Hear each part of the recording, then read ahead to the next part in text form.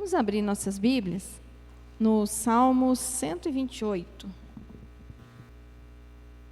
Aqui na minha Bíblia o tema está assim, o título, né? Temor de Deus e felicidade no lar. Bem-aventurado aquele que teme o Senhor e anda nos seus caminhos. Você comerá do fruto do seu trabalho, será feliz e tudo irá bem com você. Sua esposa, no interior de sua casa, será como a videira frutífera. Seus filhos serão como rebentos da oliveira, ao redor da sua mesa. Eis como será abençoado o homem que teme o Senhor. Que o Senhor o abençoe desde Sião, para que você veja a prosperidade de Jerusalém, durante os dias de sua vida, e veja os filhos dos seus filhos. Amém. Tem uma reflexão aqui, que eu achei muito interessante e eu vou ler para vocês. Filhos ao redor da mesa. Tua esposa, no interior da tua casa, será como a videira frutífera. Teus filhos, como rebentos da oliveira, à roda da tua mesa. Os Salmos 127 e 128 tratam das 4 fases da família. A primeira fase trata do casamento como obra de Deus e de Deus como fundamento e edificador da família. A segunda fase fala da chegada dos filhos como herança do Senhor e como flechas na mão do guerreiro.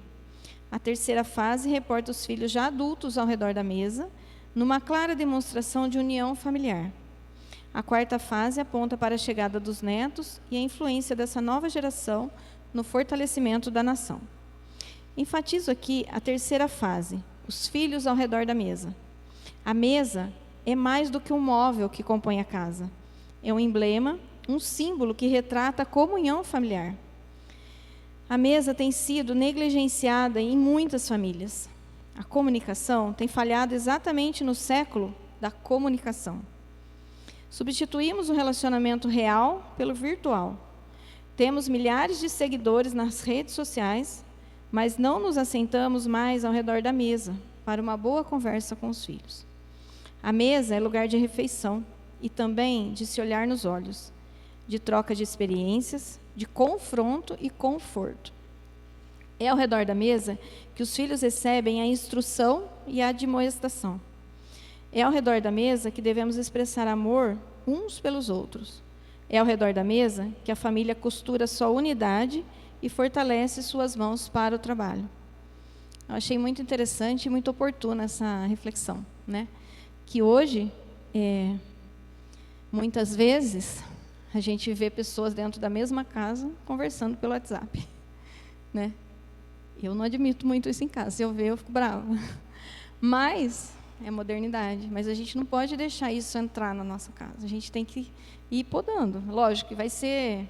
Muitas vezes a gente vai dar murro em ponta de faca, mas a gente precisa voltar às origens, né? Quem aqui se lembra das nossas avós, né? Não é ao redor da mesa que a gente se lembra? Eu me lembro, sim, das minhas. Tem uma viva ainda, mas, coitada, agora ela não consegue nem mais ir na mesa, ela fica na cama. Mas, glória a Deus pela vida dela, que muitas vezes eu fui na casa dela e a gente se sentava ao redor da mesa.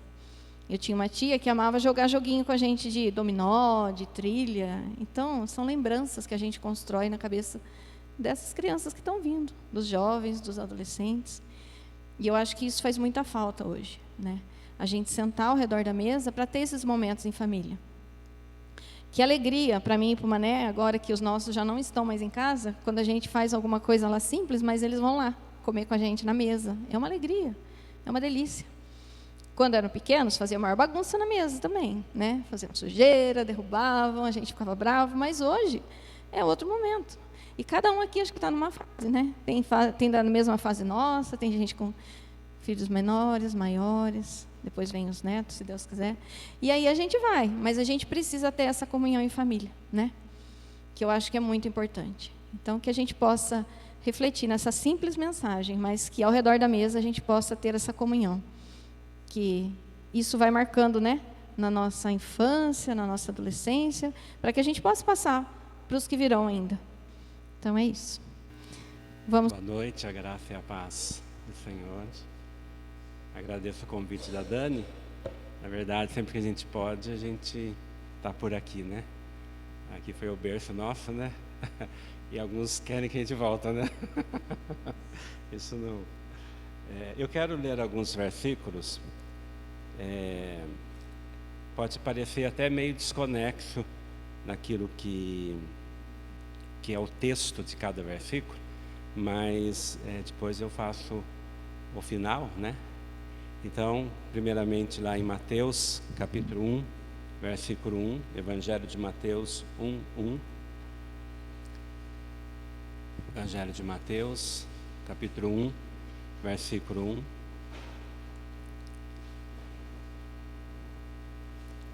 Livro da genealogia de Jesus Cristo, filho de Davi, filho de Abraão. Também Mateus 16, versículo 13. Capítulo 16, versículo 13. Indo Jesus para os lados de Cesareia de Filipe, perguntou a seus discípulos: quem diz o povo ser o Filho do Homem? E também o versículo 16. Respondendo Simão Pedro, disse: tu és o Cristo, o Filho do Deus vivo. Também Mateus capítulo 27, versículo 54. 27, 54. O centurião e os que com ele guardavam a Jesus, vendo o terremoto e tudo o que se passava, ficaram possuídos de grande temor e disseram: verdadeiramente este era filho de Deus. E por final, Evangelho de Marcos, capítulo 10, versículo 47. Marcos 10, 47. Marcos 10, 47. E ouvindo que era Jesus, o Nazareno, pôs-se a clamar: Jesus, filho de Davi, tem compaixão de mim. Como eu disse, esses versículos parecem não ter nexo, lendo assim, separadamente, um atrás do outro. Mas se você reparar, todos eles trazem uma expressão ou um título, no caso com relação a Jesus. Mas nós vamos encontrar na Bíblia também, com relação a outros personagens, títulos que se assemelham a este, que tem a palavra filho. Nós vimos aqui filho de Abraão, filho de Davi, filho do homem, filho de Deus. E o termo filho, ele significa a mesma natureza. Quando falamos que Jesus é filho do homem, nós estamos dando ênfase à natureza humana de Jesus. Filho do homem, natureza humana. E nós temos a natureza humana, nossos filhos têm a natureza humana. Quando utilizamos a expressão filho de Deus a Jesus Cristo, nós estamos enfatizando a natureza divina. Ele, como Deus que se fez homem, ele veio da glória eterna e entrou aqui na história, no tempo, e se fez homem. E filho de Deus é a natureza divina. E isso na leitura bíblica é importante. Quando você observar esses títulos, filho do homem, está se referindo à natureza humana, filho de Deus, à natureza divina, a natureza de Jesus Cristo. Quando se fala filho de Davi, o povo judeu tinha um entendimento muito claro sobre a aliança de reino que Deus um dia fez com Davi, que na sequência geracional, um descendente de Davi iria sentar no trono e iria reinar em Israel, um reino de paz e justiça. Eles tinham isso muito forte, essa esperança, até confundiram muito o ministério de Jesus espiritual com relação a um reinado físico. Mas filho de Davi vai para o rei Davi, e aquela ideia de reino, de um rei sentado no trono, reinando, e com a característica de um reino justo e um reino de paz, conforme os profetas falaram. Quando temos a expressão filho de Abraão, se refere ao povo de Israel como um todo, se refere àquela descendência que Deus deu a promessa, que a descendência de Abraão ia formar um povo, aonde viria o Salvador, o Messias. Então são expressões, são títulos, cada título tem um significado, cada título tem algo a nos ensinar biblicamente, dentro da história bíblica, do ensino espiritual, mas nesses títulos que eu aqui separei, todos têm a expressão, né, a palavra filho, filho de, né? Então Jesus Cristo, filho de Abraão, filho de Davi, Filho de Deus, Filho do homem. E cada expressão traz uma referência. Nós temos lá em 1 Samuel uma expressão ruim, dizendo que os filhos de Eli, do sumo sacerdote Eli, eram filhos de Belial. Se vocês forem lá em 1 Samuel, vocês vão encontrar isso. E filho de Belial é filho da iniquidade, filho inútil, filho que não presta. Então, naquele momento da história, os filhos dos sacerdotes que não estavam obedecendo aquilo que era para se cumprir, o texto bíblico coloca essa expressão ruim, né? Uma expressão feia, mas colocando uma realidade, filhos de Belial, que é uma natureza má, uma natureza que não obedece a Deus, contrária à vontade de Deus. Mas tudo isso para fazermos uma colocação aqui, porque é Desperta Débora, reunião para orar pelos filhos, e vamos meditar um pouco e pensar uma coisa. Se hoje os teus filhos, os nossos filhos, tivessem que receber um título com a expressão filho, né? E trazendo a referência aos pais, a nós pais, como será que seria essa expressão, né? Como será que os nossos filhos seriam conhecidos? Filhos de, tá? Um exemplo assim, no lado profissional. Ele é filho do médico, né? Ele é filho, né, do advogado, ele é filho da professora. Olhando para a igreja, ele é filho do presbítero. Eu acho que quem cresceu em igreja já ouviu isto. Mas ele é filho do pastor. Mas ele faz isto, ele é filho do pastor, ele é filho do presbítero, né? E coloca essa expressão, porque essa expressão está querendo trazer um significado, né? Um significado, é filho do pastor, então entende-se que ele vai ter uma vida de exemplo, uma vida que se comporte bem, porque é filho do pastor, né? Então tem uma ideia assim. Como será que os nossos filhos são conhecidos? Né? Olhando para nós pais, tá? Nós somos os pais, temos nossos filhos e eles poderiam receber algum título com base nisso que eu falei, filho de, né? Será que eles receberiam títulos positivos? Ele é filho daquele homem honesto, ele é filho daquele trabalhador, ele é filho daquele que tem fé, ele é filho daquela mulher que ora, que frequenta a igreja, ele é filho daquele que está envolvido na obra de Deus. Ou será que vai ter alguma coisinha aí meia não tão boa, né? Às vezes não usa a expressão filho, mas de repente fala assim, o pai dele é briguento, né? O pai dele fala muito palavrão, né? Você viu o pai dele? Está lá no bar bebendo, né? Tem essas coisas, tem essas referências, tá? Você viu, né? É fofoqueira a mãe dele, né? Então tem umas referências que levam para os pais, né? E os filhos vão estar levando isto, carregando isto, né?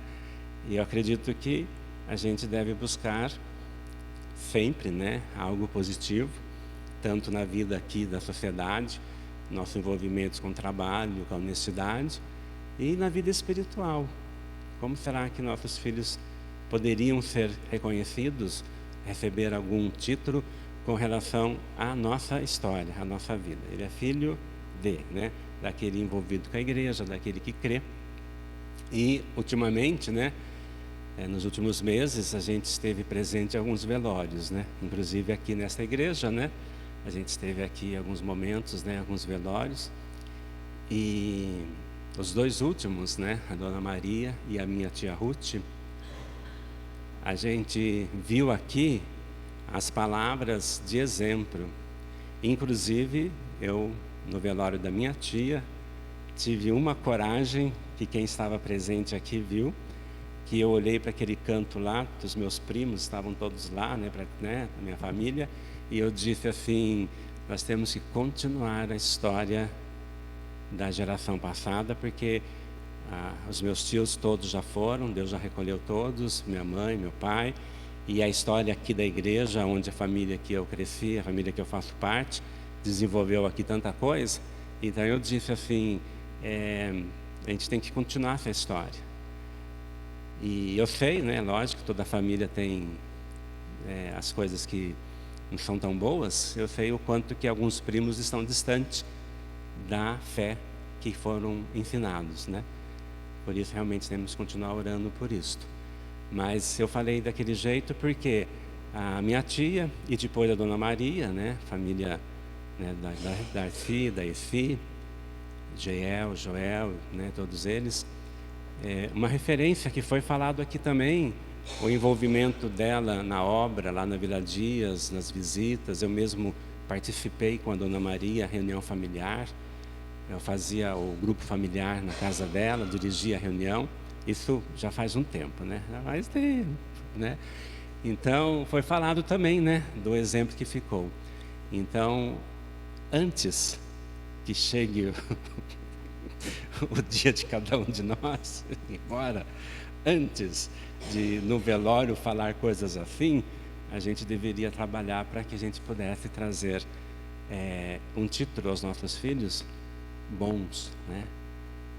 Ele é filho daquele que prega a palavra, daquele que ora na igreja, que se envolve, daquele que confia, que tem fé. Você viu como ele fala, como ele confia, como ele fala que Deus vai agir, que Deus está presente, né? E muitas vezes é isso que a gente tem que passar, né? Às vezes a gente não passa isso, né?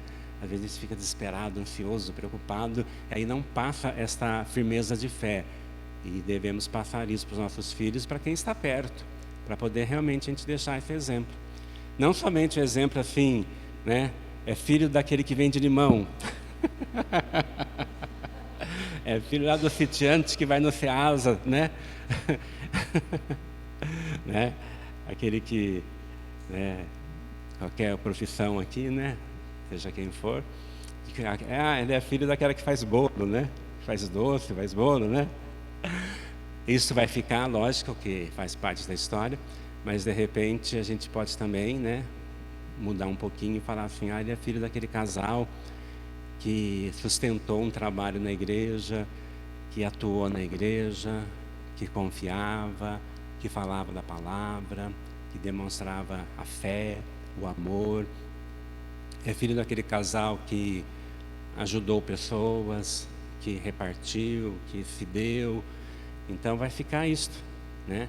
E é lógico que eles também serão beneficiados com aquilo que a gente puder deixar positivo para eles. E eles também vão lembrar: meu pai, minha mãe, né? É lógico que não há perfeição na história humana, a gente tem nossas falhas, principalmente em casa, né? Onde a gente coloca muitas falhas às vezes, né? Não porque quer, mas por causa da natureza humana. Mas que possa ficar alguma coisa assim bem forte, né?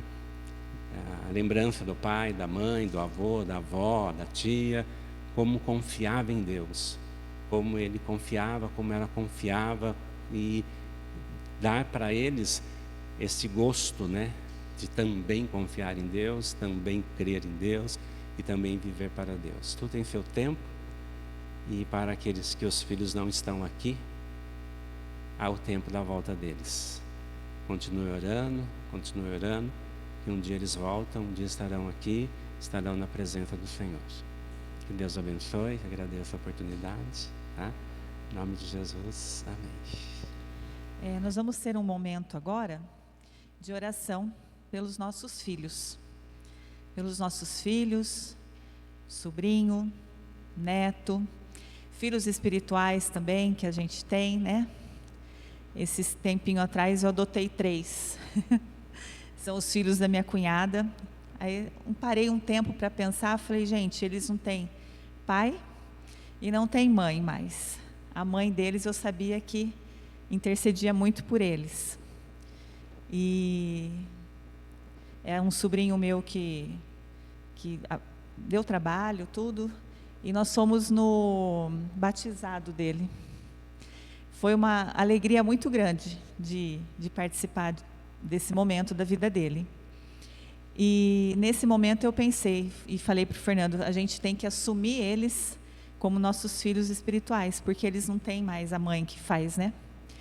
E então é o momento da gente estar orando por nossos filhos. Nós vamos ter um tempo em silêncio, cada um orando por si. Vamos ser gratos pela bênção que são nossos filhos. E vamos pedir a Deus também que eles sejam bons profissionais, bons amigos, bons esposos ou esposas, bons pais, né? Que eles sejam fortes para enfrentar as dificuldades que aparecerem na frente deles. Que eles sejam corajosos para correr atrás dos seus sonhos. E que, acima de tudo, eles estejam sempre debaixo da proteção do Senhor, sempre nos caminhos do Senhor. Amém? Vamos estar orando.